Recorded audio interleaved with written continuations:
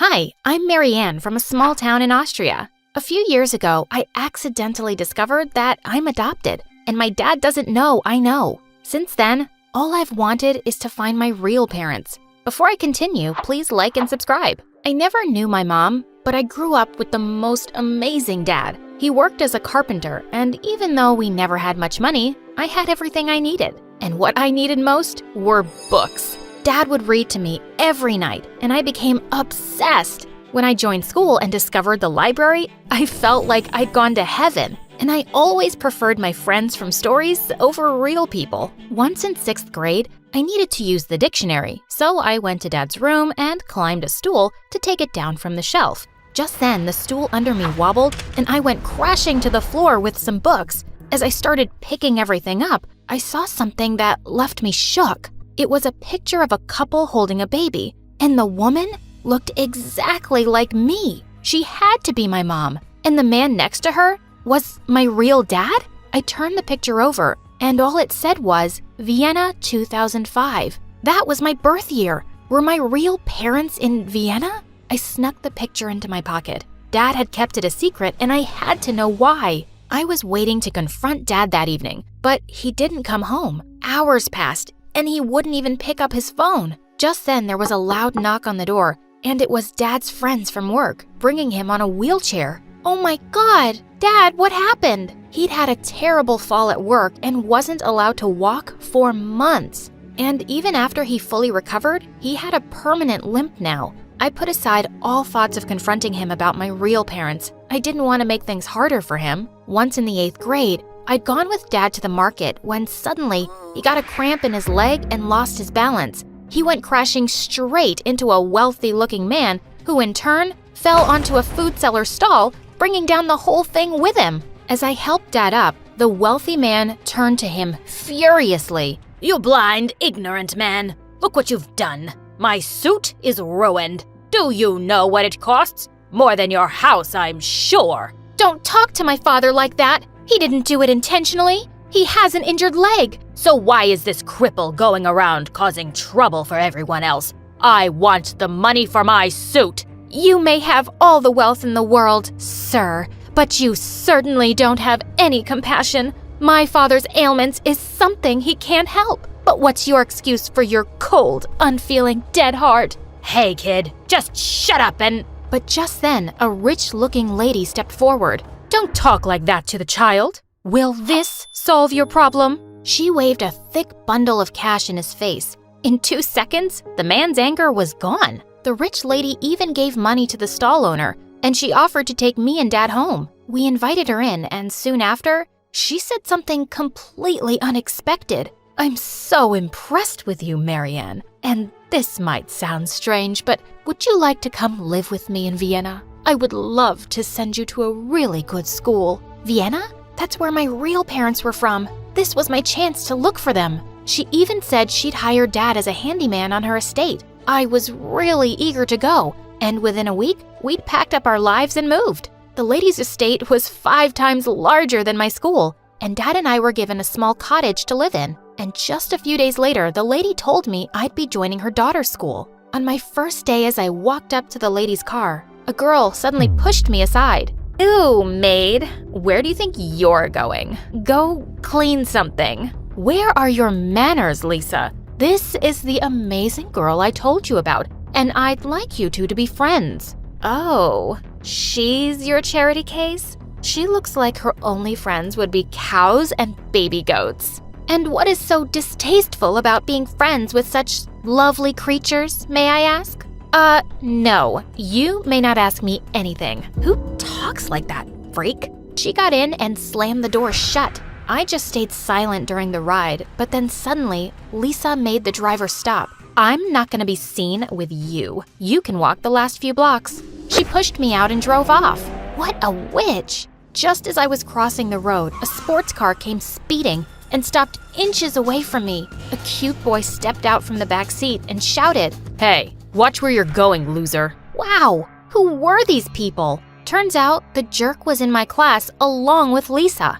I could see them all looking me up and down, but I just ignored them. Later at recess, I sat alone reading. The boy took a seat at my table with his friends behind him. I don't think I introduced myself before. I'm Vincent. What's your name? You can call me whatever you like. After all, what's in a name? Huh? What are you saying? Would a rose smell less sweet if it was named garbage? Would a fire not burn us if it was called a flower? Would I be less annoyed by you if my name wasn't Marianne? The answer is no. Why are you talking like that, weirdo? So, your name's Marianne? That's kind of pretty. You don't need to remember it. I don't think we'll have much to do with each other. And with that, I just left. Aw, poor Vincent. How does it feel to be rejected by a girl? Oh, please. I just need a little time with her, and she'll be head over heels in love. I can work my magic on any girl. Well, I'm not so sure about this one. Challenge accepted. It was no surprise that Vincent and Lisa were best friends, and their gang was the meanest bunch of kids around.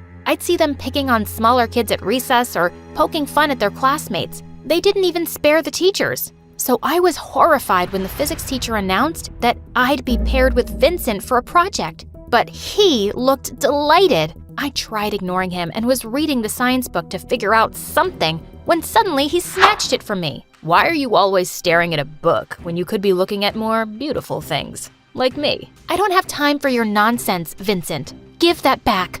Okay, but only if you agree to go out with me. I'd rather jump off a cliff. Wrong answer. And with that, he ripped some pages out and threw the book in the trash bin. What is the matter with you? Don't you have any respect for anyone or anything? God, you're such an imbecile. Why do you use such strange words? An what now? An imbecile. It means a fool, an idiot, a dummy, a moron.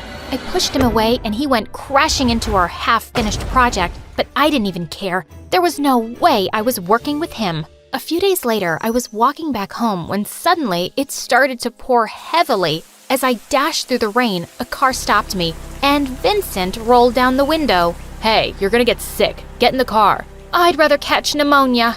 Oh my God. Just get in. Hate me later. Reluctantly, I got in, and a minute later, we were driving up to his gigantic mansion. He quickly led me to the fireplace in the library, and my mouth was just wide open. I've never seen so many books in one place in my whole life. What a treasure this is. Well, you're welcome to take some. I don't read them, and my parents are hardly ever here. I felt a bit sorry for him. That sounded lonely. And suddenly, I remembered something. Oh my God, my parents' picture. I dug through my pockets to find it all wet, and I started flapping it around to dry it. What's that, and why are you acting crazy? It's the only picture I have of my real parents. I told him how I'd discovered it and that I carried it around with me, hoping I'd find them somewhere. I think I could help you with that. My parents know a good private investigator. He could probably track them down. Do you really mean that? That would be amazing. Thank you so much. As we spent some time talking, I felt myself warming up to Vincent. When he walked me out to go home with his driver, I suddenly turned to him. Vincent, why do you act that way in school? What do you mean? I mean, you have everything in the world and you're wasting every opportunity to learn. And all you do is tease and mock other people. I'm sure your life isn't perfect, but that's not an excuse to be the worst version of yourself most of the time. I thought he'd be really mad, but instead, he took my hand. I'm sorry you've only seen the worst of me. I'll try to change that. He kissed me on the cheek before he turned away, and for some reason, I couldn't stop smiling all the way home. As I was walking down to the cottage, Lisa suddenly jumped out from behind a tree. Is that Vincent's car you just got off from? Why? It's none of your business, Lisa. Vincent is very much my business. I know you have a wild imagination, but don't start dreaming that someone like him could ever like you. I pushed her aside and walked off. She was crazy, as if I wanted someone like Vincent. Or did I? He was just so nice after that day. He'd come sit next to me in the cafeteria, help me carry my stuff, and one time as I was walking back home, he leapt out of a car and decided to walk with me. He told me the investigator was hopeful we'd find my parents really soon. And a few days later, when he asked me to be his date for the Christmas dance at school, I really couldn't refuse. Dad had surprised me one evening with the most beautiful dress, and at the dance, I felt like someone straight out of a fairy tale. I was searching for Vincent in the hall when I felt a gentle tap on my shoulder. Wow, you look really beautiful, Marianne. He took my hand and led me to the dance floor, and it felt like we were in our own little world. At the end of the song, he suddenly pulled me closer and leaned in to kiss me. Everyone around us was clapping and cheering as I kissed him back. During the evening, I went to freshen up in the bathroom, and when I returned, I found Vincent in a corner with Lisa and his friends. Wow, Vincent, you really take a challenge seriously. You said you could make any girl fall for you, and you proved it. That kiss could have fooled even me. Marianne has totally fallen for your Prince Charming act. It's gonna be so much fun when you dump her. That's what I was? A challenge? Vincent looked shocked as they all turned around to see me behind them. No, Marianne, wait. It's not what you... I suddenly slapped him hard. Why did I think you were actually a decent human being? You even pretended to help me find my parents just to convince me that you cared? You're the most vile person I've had the misfortune to meet. I hate you.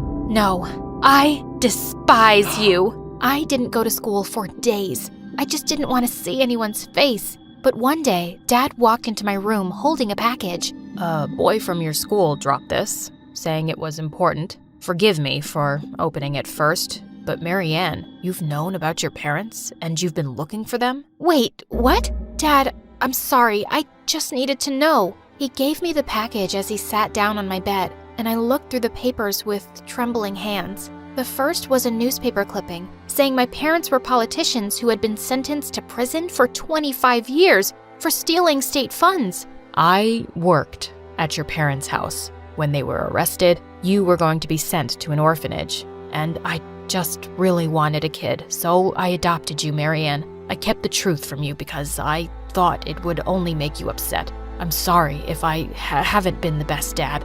I jumped forward and hugged him, tears pouring down my face. No, you're the most amazing dad anyone could possibly have. I just wanted to know who they were. But it's not because I've ever been unhappy with you as my father. Not ever. Dad hugged me back. If you ever want to see them, I'll arrange a visit, okay? It won't bother me at all. I know you're my daughter. By the way, that boy just left if you want to talk to him. I ran out the door after Vincent, who was walking down to the gate. Why did you do that? Your stupid challenge was over, right? Why did you make an effort to find my parents? Marianne, it did start off as a stupid challenge, and I wasn't planning on falling for you. But I did, almost instantly. What I feel for you is real and true. I wouldn't have made all that effort if I didn't love you. You're the most special girl I've ever met, and you make me want to be a better person. I'm so sorry for hurting you. Please forgive me, will you? I looked into his earnest eyes and slowly smiled.